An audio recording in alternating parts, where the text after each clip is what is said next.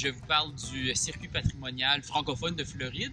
C'est nouveau, ça? Qui est une initiative que le réseau des villes francophones et francophiles d'Amérique est en train de mettre sur pied en collaboration avec le Centre de la francophonie des Amériques et des municipalités et des organisations communautaires de Floride.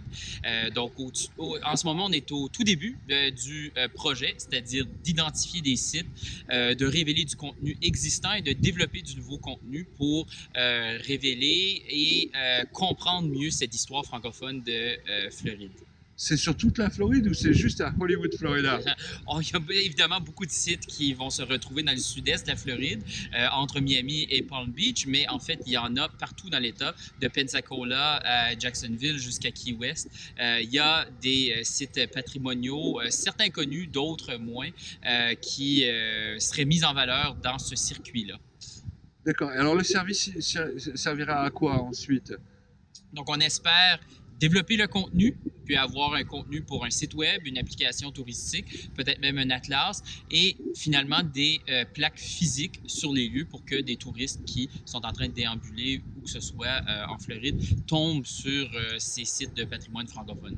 Et qui pourront rappeler l'histoire de la francophonie et des francophones qui ont marqué la Floride au fur et à mesure des siècles. Voilà, donc il y a évidemment l'histoire des Britanniques et des Américains qui est très importante, qui est prépondérante. Il y a aussi l'histoire des Espagnols et de la population hispanophone aujourd'hui, mais aussi des populations francophones qui sont peut-être le troisième ou quatrième groupe d'importance en Floride et qui mériterait d'être souligné. On ne pense pas tout de suite à cette présence historique-là. On pense au Snowbird, on pense à Hollywood et puis à des endroits très précis, à des moments très précis où il y a des francophones. Or, il y en a depuis très longtemps et dans divers lieux et qui ont occupé finalement différentes fonctions. Ils n'ont pas été tous touristes.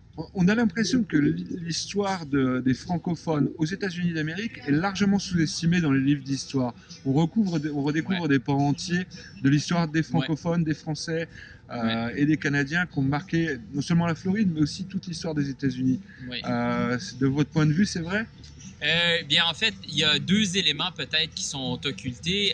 L'immigration française vers les États-Unis au 19e siècle est phénoménale. C'est 250 000 de personnes qui se sont installées aux États-Unis et qui sont allées partout, de Californie au Texas, au New York, jusqu'en Floride, justement.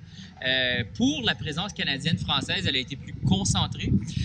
C'est un fait marquant quand même dans l'histoire de la Nouvelle-Angleterre, où les Canadiens français comptaient 30, 40, parfois 50 ou 60% des résidents de villes comme Nashua ou Woonsocket, Rhode Island, des endroits comme cela. En fait, parmi la population catholique de cet endroit-là, les Canadiens français étaient très nombreux. Aujourd'hui, c'est une population qui s'est un peu effacée, mais qui a quand même une histoire formidable. On les appelait dans le nord-est les Chinois de l'Est, à l'époque où ils se retrouvaient dans les usines de la Nouvelle-Angleterre. Donc, il y a une histoire qui est peut-être mieux connue là.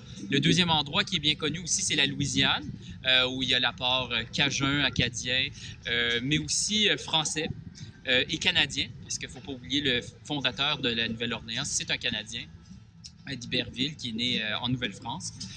Mais en Floride, il y a aussi eu des traces de cette présence-là, franco-américaine, acadienne, cajun, française, belge, haïtienne. Et par la suite, d'autres lieux qui se sont développés plus au sud, que ce soit les plages de Surfside dans les années 30 ou les hôtels de Miami Beach dans les années 40. Il y a quand même eu une importante présence française et canadienne-française dans ces milieux-là et une présence continue aussi là, au fil des ans. Ceux qui veulent s'impliquer dans le projet ou qui voudraient cogner à des portes d'élus municipaux ou qui sont propriétaires d'entreprises et qui voudraient justement faire partie de ce circuit-là, bien, je vous invite à entrer en contact avec moi au www.rrcdupuis.com.